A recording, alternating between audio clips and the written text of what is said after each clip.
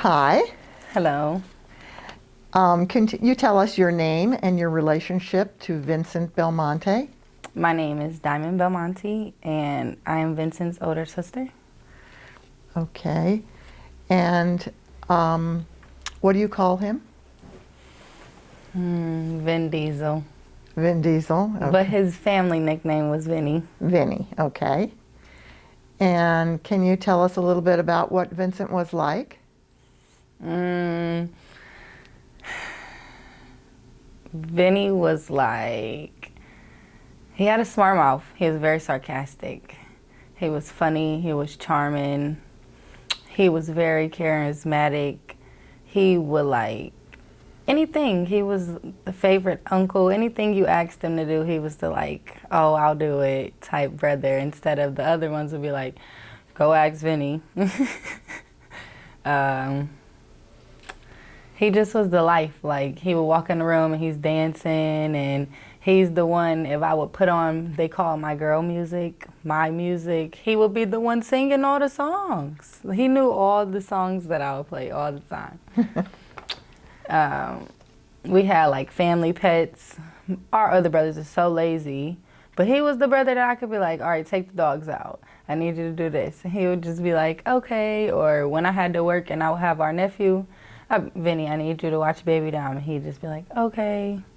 And so it just, but then we're born 3 days apart. His birthday is 9/14 and mine is 9/17. So like, we had a bond that he acted so much like me. Like we had the same attitude, the same drive. Like we were just us. And then we acted like that. So it was just like we're the triplets. And that's just what it was. Vinny is, he would walk in the room and you'll be like, oh, he's going to hug everybody. He's going to start dancing. He's about to crack a couple jokes on people. He might pull somebody's hair. He's just going to completely make sure everybody knows he's here.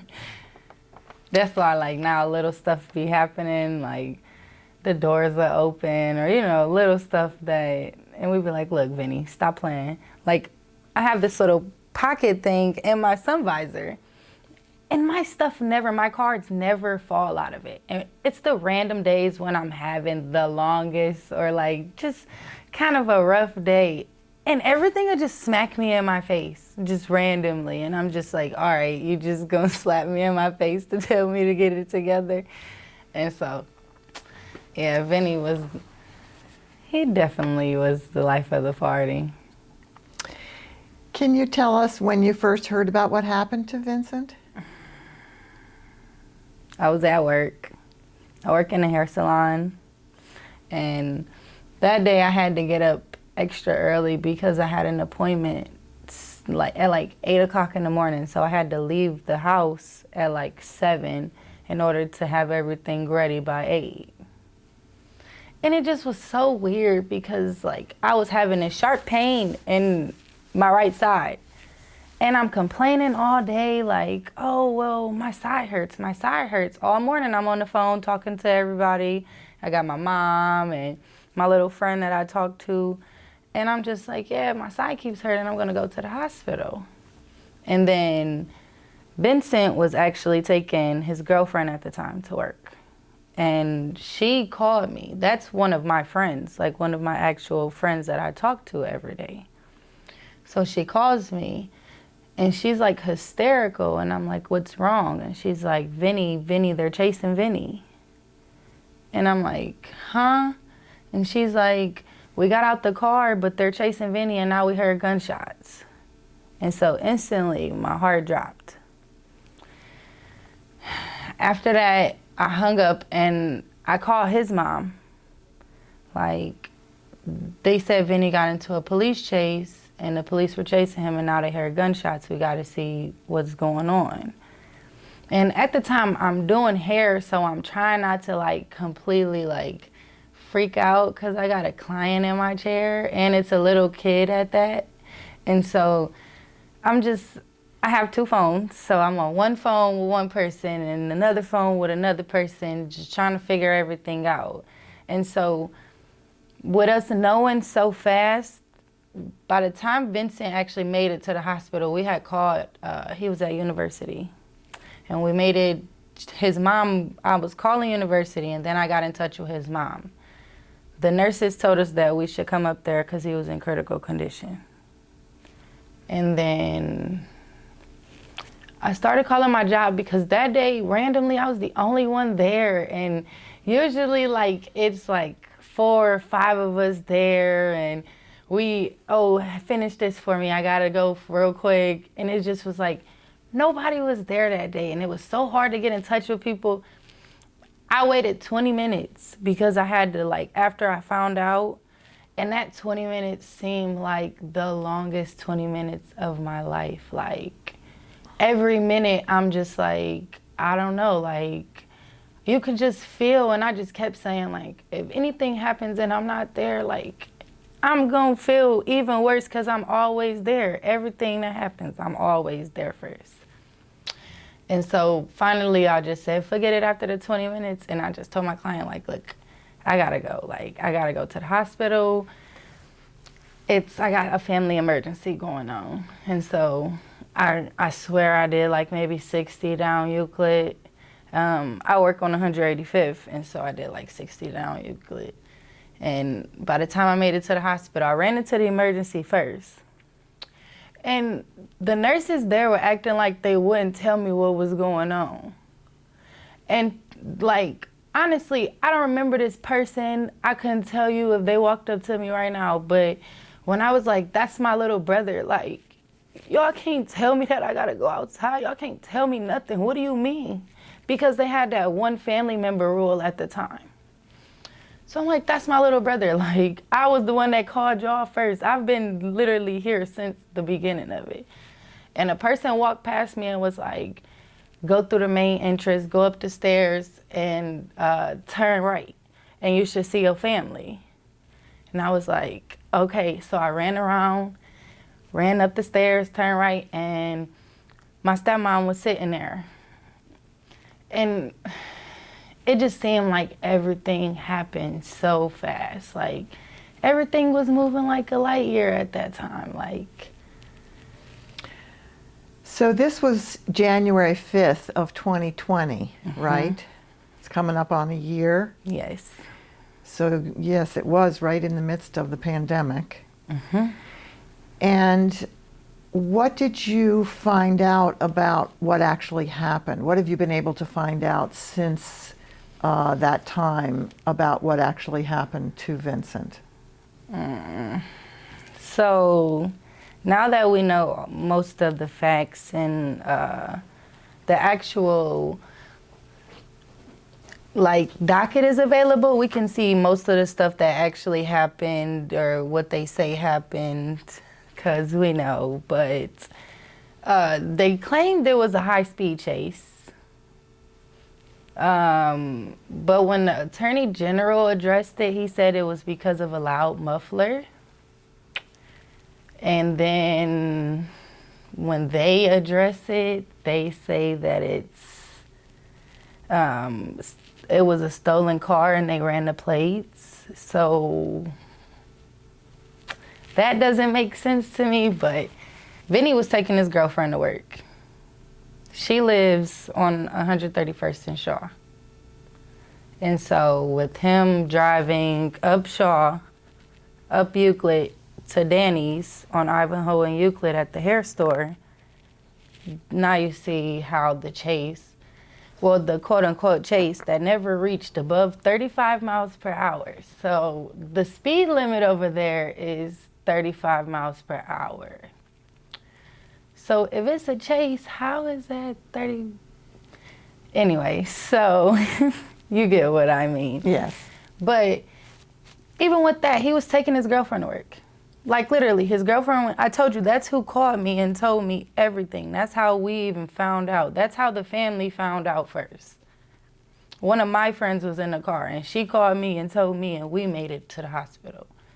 But it's like, they try to make it seem like my brother, they made up a story and said that my brother robbed an old person at gunpoint and took their car.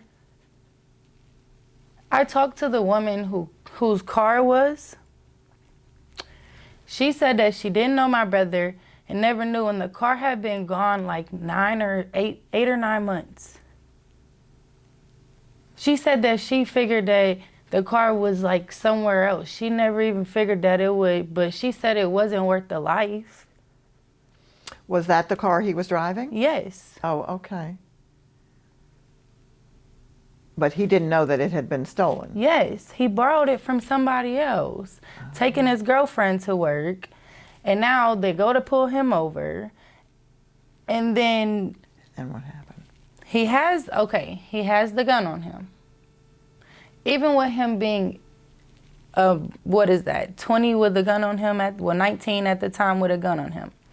A gun spec is worth 3 years in prison. Vinny had just caught a gun case the month before, and the police had guns in his face, literally in his face. So yes, he did take them on the chase, and he did take them on the foot chase. But to say that he turned around and he shot at them, or like make it seem like he's an aggressor when he clearly was afraid, like he clearly was running away. All the shots came from the back. When we made it to the hospital, the actual surgeon that worked on Vincent was, at the time, the chief of University Hospital surgeon. He told us that all the shots came from the back. He told us that from what he visualized, Vincent was running away and got shot while he was running away. Mm.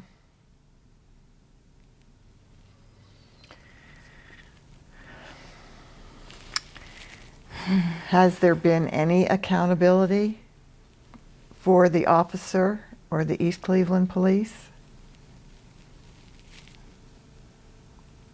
You would think that, well, at first when it happened, they would address my brother as the situation that happened on January 5th. You would think that at some point we would actually take accountability that he's a person. He was a human. He was a life form. Like, he meant something to people. He has a daughter now that's 6 months that will never know what her father was like in person. She'll only know stories. She'll only see pictures. And that's all we have left now. And so when it first happened, the officer only was on desk duty, actually. He didn't even get suspended fully. He was on desk duty for 3 weeks. Not even a full 4 weeks, not even a full month after Vinny died. And I think he went back to work. And then he was on, as they say, modified duty. But I seen him 6 months after Vinny died, and he had on a uniform, he had his gun, he had his badge, and he was in the police car. So that didn't look like modified duty to me. Yeah. Especially not your patrolling the streets. I seen you in a public area. I seen you at the liquor agency, which is a public area, and it was about around the time that they closed, so it was like 10:30 or 10:40 at night. What are you why are you even trusted this late at night? And you're a murderer, literally. You shot my brother in the back of the head.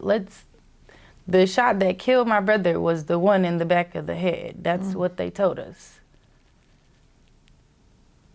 Mm. How has this loss affected your family?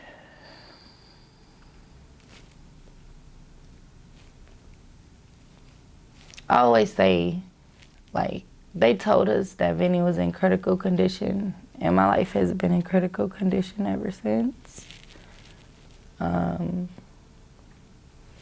It's like they're so angry sometimes. Honestly, they're so mad at the world at times just because it's nothing that we can do. And then it's like we're fighting a system. that's all around us. Like every time we turn around, we got to see a cop or police brutality or a movie about it. You know how many times I watch a movie and if somebody get, you know, the police brutality or a sibling pass away or just anything that resembles it, I just bust out crying. I just can't help it. Like, oh, and it's not on purpose, but that's a traumatic experience. Like, he was honestly a child. 19 is 1 year after high school. At 19, do you know what I was doing? How much older are you? I'm 25. So you said that you raised him, Yeah, I don't have any children. right? And so they've always been like my little like baby dolls. They've always been my little babies. Like, you know, they're my first kids. And I always like made the joke, I'll never be able to have kids because my brothers are just so used to me just being me with just me. I don't think they would be able to take it, honestly. And so just a couple months before he passed away, we still sleep in the same bed, like, honestly. Like, all of us, we would still get in the same bed together. Even as adults. We laugh, we play, we fight. It's a sibling thing though. Like when Vinny he was fragile like a bomb, I like to say. Yeah, he was like really nice and hard but he just wanted love. That was it. Like, he was soft. He would still get in my bed and come cuddle and, oh, sis, life is bad. I need you to tell me everything's gonna be okay. And I'm just like, it's okay. Like, life happens. We all have ups and downs. You're gonna get through it. And I'm more spiritual, so like, at the time, me and him, I was just like opening up his eyes into like a different level of life. I think you can watch the frequencies of the earth and you balance your chakras and you just become one with the planet and you'll understand life a bit more. And he had just started to like actually get into it and he was reading about crystals and trying to balance his chakras. I just want to put some good juju on the planet. That's what he would say to me. And it's just so crazy that he got took from us around that time. Like,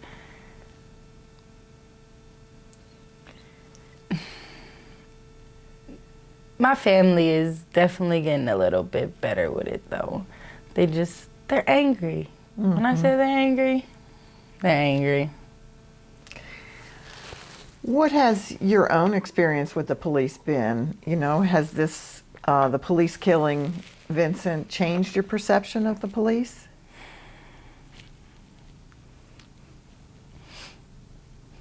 Okay, so I could sit here and say all cops aren't bad or, oh, you know, it's just the cop, but look how many cops are bad. Look how many people cover up the bad cops. Look how many people make it okay for people to just blatantly take lives and they just go home and eat dinner with their family like they didn't just kill a person. Personally, I don't hate them because, like, I mean, I feel like we need police, but it's kind of like fruit. When you put one bad fruit in a bunch of good fruit, it kind of tarnishes all the fruit. Mm-hmm. And so now I just kind of like, it gives me a PTSD, and I wasn't even there more so. It's just like when I see him, and I have my driver's license, I have insurance, I don't get in trouble, I don't do nothing, I go to work, I have custody of my 2 nephews, so I don't do anything, but it's just like, even when I'm seeing him, I'm just like, ugh, like, and it's just because you don't know what kind of cop you're gonna get. That's more so like, All right, are you going to be someone with actual sense, or are you just going to be someone because I have a little bit of tan color to me, you want to act like I'm breaking all the laws? Mm-hmm. That makes sense. Yeah. So, do you have any thoughts about how the public has responded, good or bad, to the death of your brother? A lot of people definitely have helped. They have came, they've shown support through different angles and different aspects. And like us as a family, we appreciate everything. Like generally, nobody has to do anything. And the loss of like my brother, it really impacted us on a different level. Like every one of us feel it differently. Like we cry so much randomly. Like we all just have our days, and we know it's not like, at first we used to get angry with each other. Like, why are you so angry? And then now more so, we all take a step back at some point and are like, okay, well, we understand we're all going through something, so maybe we all should just kind of like take a breath and just understand we're angry. And that's been helping, but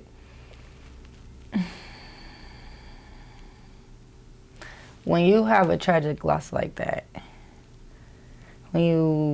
especially when it's like, you see police brutality all the time. You see like, oh, look at it, it's on TV, like, or look at that happened, and you see the protests, or you see the activists, and you're just like, I feel so bad for the family. When that happens to you, you are in a position where you're like, oh, this is really like something that's real, like it actually happens. And like they really don't charge the cops, and they really just make up lies. They blatantly lied on my brother and said that he turned around and made statements at the cop or fired the discharge. And you know, the public, they actually make statements that my brother deserved to die because he had a weapon on him. Now, we have videos. My dad had 6 acres of land. My grandfather owned 6 acres of land. We have a stop sign that I have at my house that we used to go out to my dad's house and shoot our guns all the time. But when we're on the acres, it doesn't matter because we're in the country and nobody else can hear it. But now, because we're in the city, he turns into a criminal because he has a gun. He wasn't doing nothing. He was taking his girlfriend to work. He ran because he didn't want to,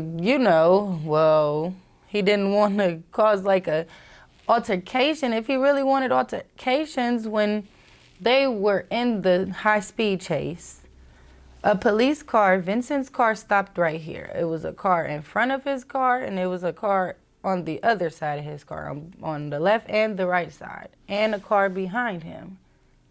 If he wanted altercations, when he hopped out the car first, no other cop was out the car yet, he could have got out and started shooting at him. In all actuality, like, why would he wait after he's ran far up the hill? Because we've went to the crime scene. We've seen it. And he's ran so far up the hill, and it's in the middle of the winter. And let's be real, Vincent was a smoker. He smoked tobacco. And so after running that far in the winter, I'm sure he wasn't like yelling like Rambo, trying to be King Kong. Like, I don't see it. I just don't get it. How can you, I always ask, how can you protect what you're afraid of? They always say, well, the cops have to protect themselves. And it's like, what are you protecting yourself from? Even when I seen him, personally, I asked him, I said, how do you feel threatened if somebody if their back is turned towards you? I turned around and asked him, do you feel threatened with my back turned towards you? Would you shoot me right now because my back is turned towards you? And the public, the bad definitely makes you want to like, you guys don't even get it. He still was a person. He's still, okay, well, even if he did get caught by the police, he would have had a maximum of what, 7, even if he would have did 10 years, he would have got out of jail and been 30. That still wouldn't have been his life.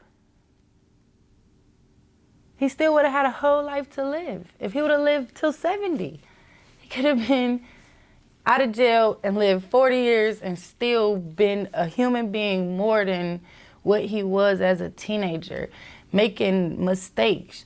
Your frontal lobe isn't even fully developed until you're 25. And so yes, we're all gonna make mistakes. It's people that are 50 still making mistakes. But to punish him indefinitely for a mistake that you're making while you're still a child, I just don't understand it. Yeah. So the families of victims of police violence choose to handle it differently for their own reasons. What has led you to take on more of an activist role if you see yourself that way? Because I know you've spoken at rallies and things. Vinny was more outspoken. He wasn't the type that would have hid. He always used to tell me, I'll protect you no matter what, no matter the consequence. Always remember I'm your brother. And so it's not really much I can do. Honestly, I can't get him back. All I can do is look at videos and pictures. I mean, I have his daughter, but that was my everyday brother. You know, you have siblings, but that was my sibling that we were close. That was my brother. And he was finally getting to an age where, okay, yeah, we grew up in a house together, but now we're outside. We're grown, we're adults, we ain't gotta listen to our parents, let's just have fun. And it's it took him from me. And so, gotta find something to do with my time that's positive. And honestly, he was always for the kids. He always had somebody else's kids, and he didn't have no kids. That's what was so funny. And now he has a daughter that he won't even see. And so that's kind of what makes me more so speak out. Because when she gets older and she sees, I hate to say it this way, but he's just a statistic. He's a statistic now. She's going to be a stereotype because it's a fatherless home, but it was written for us. And so speaking out against it and, actually just partaking in the rallies and everything. We did the trunk or treat for the kids, and now we're going to do the Toys for Tots. It's the Glow Green Toys for Tots. And so just doing the different things throughout the holidays and trying to find something to stay cheerful about. It just makes me happy to help other people. Because if he was here, listen, he would be having fun with it. His favorite times when we were family time, we got our family days. And so that's what makes me be so our family, that's what makes our family come together when I do the big things. And it's okay, come on. And now he's still the reason why we do our big things. Now he's the main reason that we do our big things. Oh, that's great. I know you mentioned that the grand jury did not indict the police officer. Yes. Is there any next step being considered in your fight for justice? There's always different levels that we can take and that our attorneys are looking into. And so, of course, we're going to proceed the way that we can and see if we can eventually seek justice, because at some point we just want not even the public to see. We want a judge to see that this was a clear execution when he shot my brother in the back of the head for no reason, for running away from him. So at some point, we just pray that somebody will see that we need justice. Some cops aren't good cops. You have 2 jobs, protect and serve, not kill the community. Right. What, if anything, can people do to help?